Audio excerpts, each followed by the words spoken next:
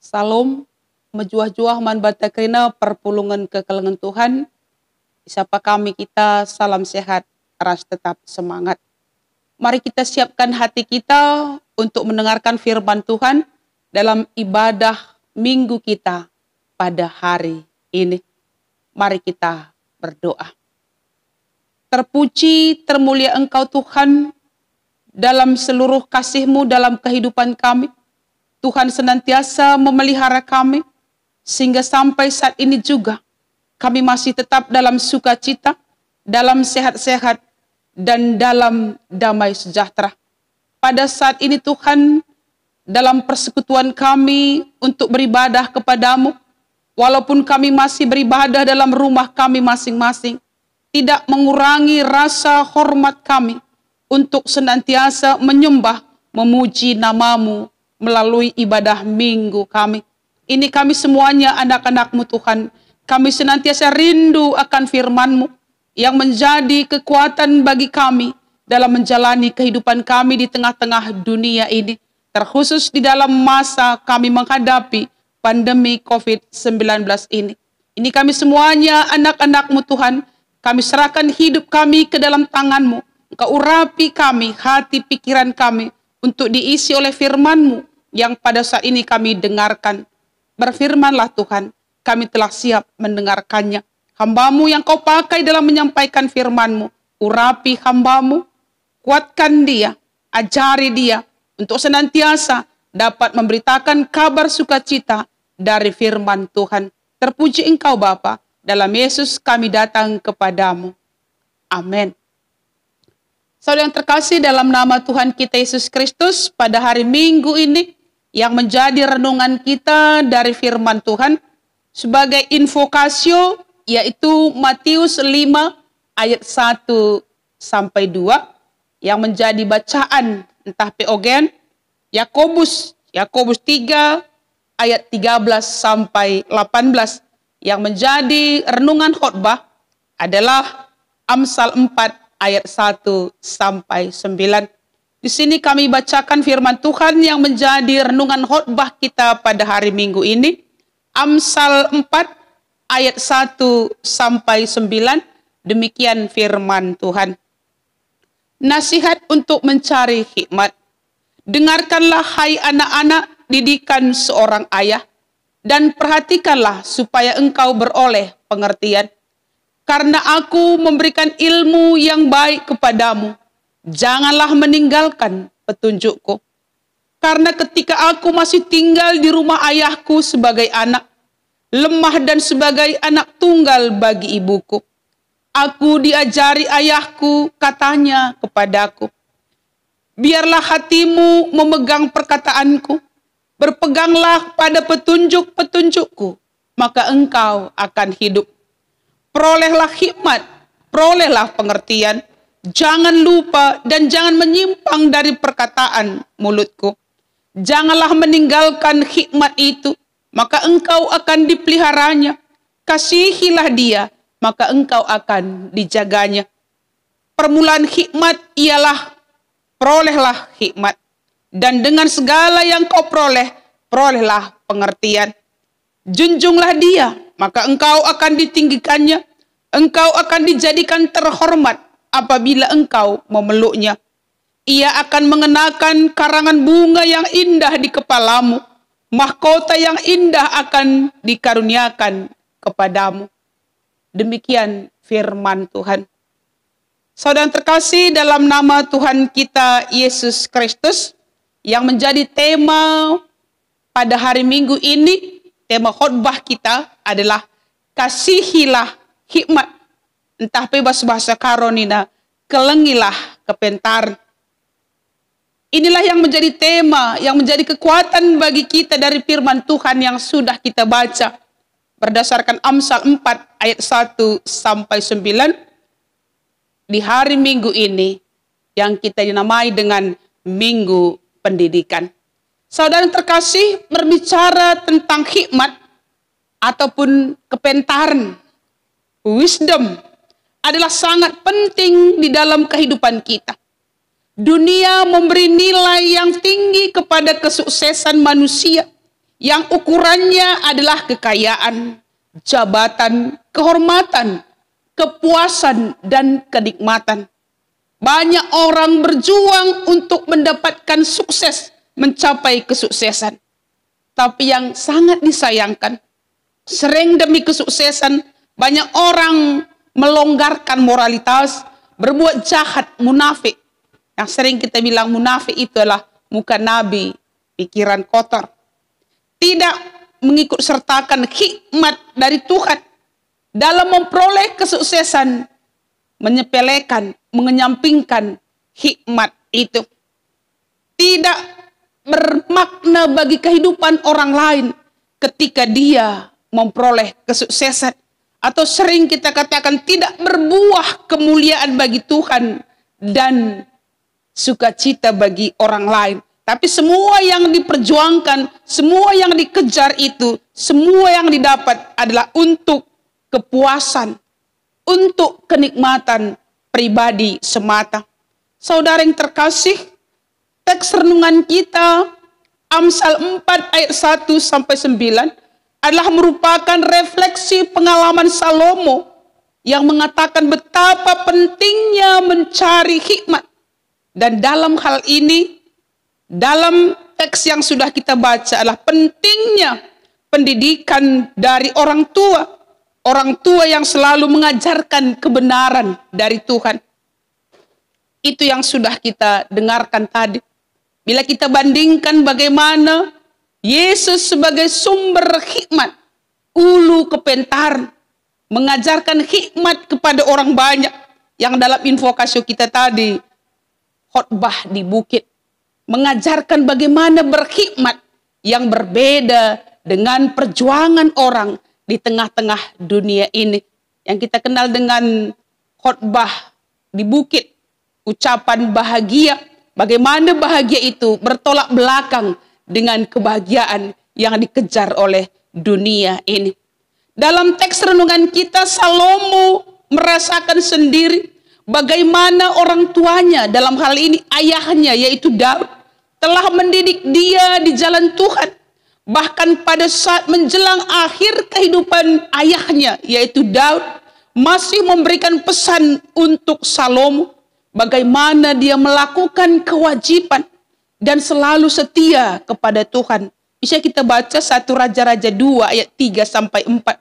Pengalaman Salomo itulah, pengalaman Salomo dari didikan ayahnya untuk setia pada Tuhan, terlihat ketika Tuhan berfirman kepada Salomo, mintalah apa yang engkau mau, akan kuberikan kepadamu, kata Tuhan. 1 Tawarik 1 ayat 7b.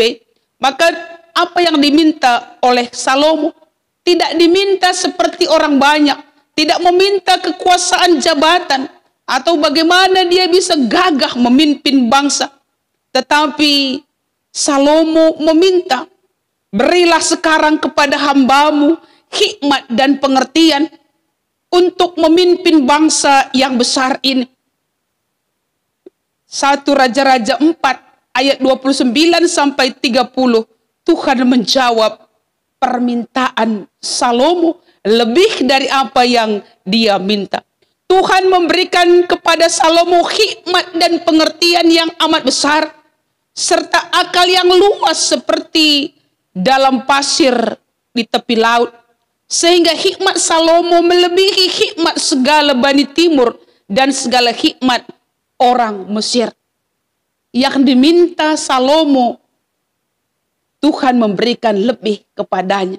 Karena permintaan Salomo sesuai dengan kehendak Tuhan. Sumber hikmat adalah takut akan Tuhan.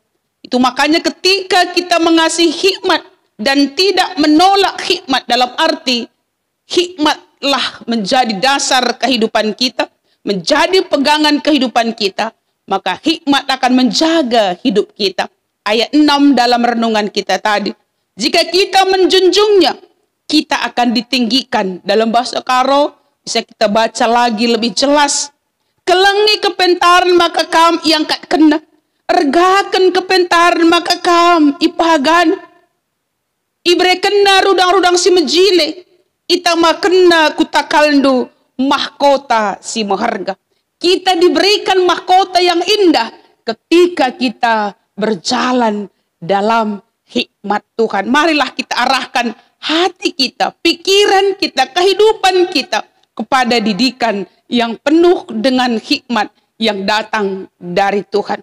Saudara yang terkasih, mari kita melakukan petunjuk Tuhan yang penuh hikmat dalam segala apa yang kita pikirkan, apa yang kita ucapkan, apa yang kita lakukan. Dan hikmat Tuhan itu salah satu adalah melalui didikan-didikan, yaitu termasuk didikan orang tua.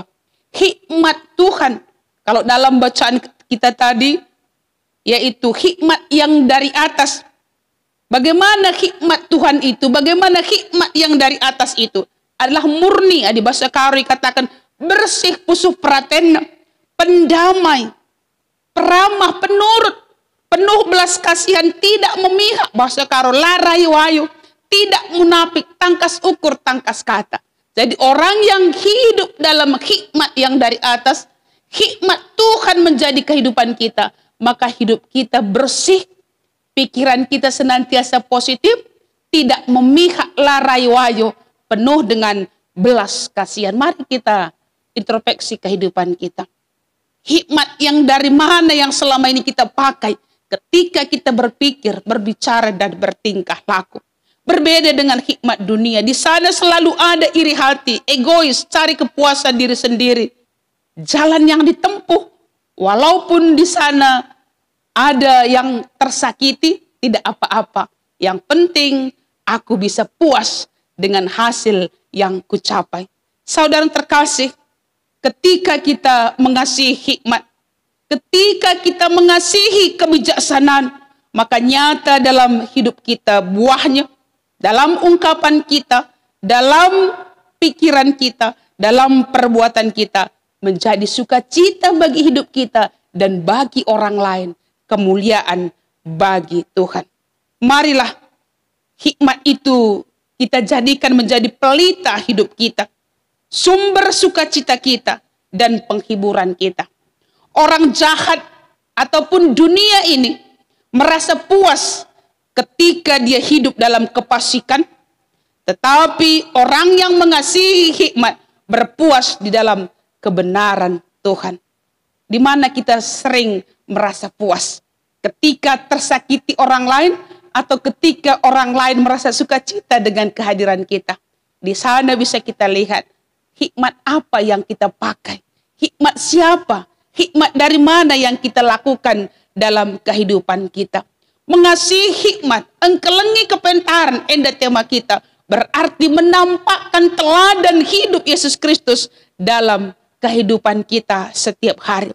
Mengasihi hikmat adalah bentuk ketaatan kita, bentuk kepatuhan kita kepada Tuhan, dan rasa peduli kita, rasa empati kita untuk orang lain.